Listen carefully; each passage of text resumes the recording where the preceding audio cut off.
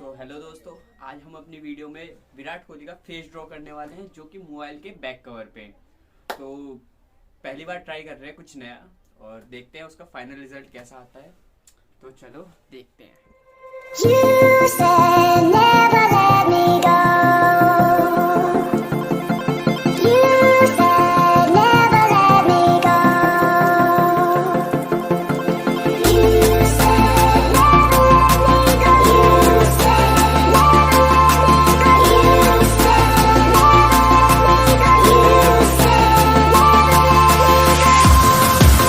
You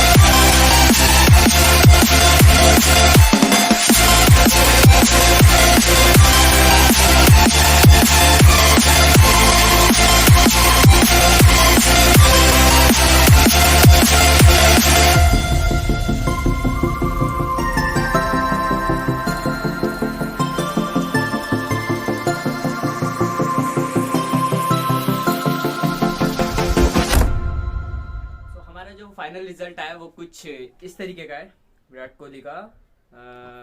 मेरे हिसाब से तो बढ़िया ही है, बाकी आप कमेंट करके बताइए कि कैसा बना हुआ है। बाकी कुछ इसके सिनेमेटिक्स वीडियोस मैं लास्ट में डाल देता हूँ, वो आप देखिए और एंजॉय करिए।